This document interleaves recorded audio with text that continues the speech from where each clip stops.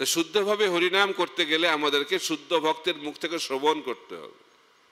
নিত্য সিদ্ধ কৃষ্ণ প্রেম সাধ্য কবু নয়, শ্রবণাদি শুদ্ধ চিত্তে করো উদয়। তো যারা সাধক তাদের প্রাথমিক পর্যায়ে বেশি শ্রবণ করতে হয়, কারণ হৃদয়ে অনেক ময়লা রয়েছে। আর আমরা যে নাম উচ্চারণ করছি সেটা নাম শুদ্ধ, কিন্তু আমি অশুদ্ধ, তাই সেই নামের ফলটা কম হয়।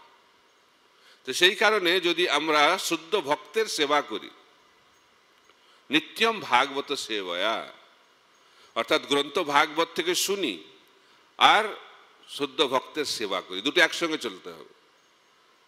নারদ মুনি তিনি ভক্তি বেদান্তদের মুখ থেকে শুনছিলেন, আবার সেই সঙ্গে সঙ্গে ভক্তি বেদান্তদের সেবা করতেন এবং তাদের অনুমতি নিয়ে তাদের উচ্ছিষ্ট গ্রহণ করেছিলেন।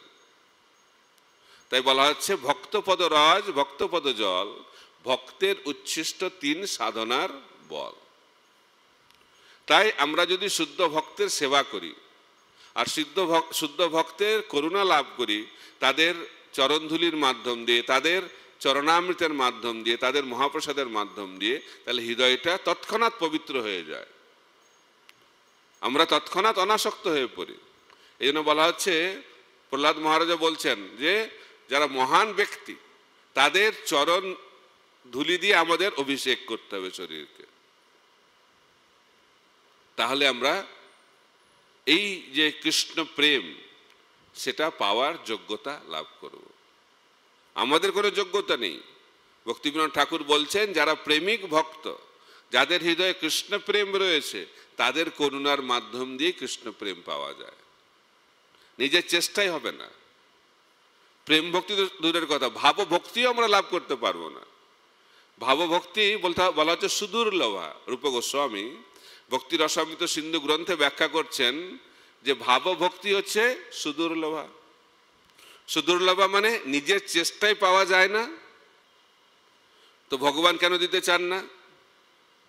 ভগবান ধন সম্পত্তি সহজে দিয়ে দেবেন, মুক্তি দিয়ে দেবেন, সবকিছু দিয়ে দেবেন, কিন্তু ভাব ভক্তি দেবেন না। কেন দেবেন না?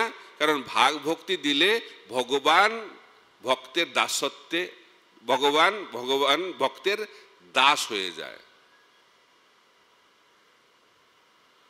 তো ভগবান তো হচ্ছে সবার প্রভু, কিন্তু যার হৃদয়ে ভাব ভক্তি জাগরিত হয় তার দাসত্ব স্বীকার করেন ভগবান। ভগবান পরম নিয়ন্তা, কিন্তু যার হৃদয়ে ভাব ভক্তি রয়েছে তার দ্বারা ভগবান নিয়ন্ত্রিত হয়ে যান। সেই কারণে ভগবান এই ভাব ভক্তি দিতে চান না। তাহলে নিজের চেষ্টায় পাওয়া যায় না, আবার ভগবান দিতে চান না, তাহলে কি করে পাওয়া যাবে? বলা হচ্ছে যার হৃদয়ে ভাবভক্তি রয়েছে সেই মহান ভক্তদের কৃপাতেই আমরা সেই ভক্তি লাভ করতে পারি। তো সেই কারণে ভাব ভক্তি হচ্ছে সুদূর্লভা, এবং তার থেকেও উন্নত হচ্ছে প্রেম ভক্তি, কৃষ্ণ প্রেম। তাই কৃষ্ণ প্রেম হচ্ছে সর্বশ্রেষ্ঠ স্থিতি। আর কৃষ্ণ প্রেম লাভ করলে আমরা গোলক বৃন্দাবনে প্রবেশ অধিকার লাভ করতে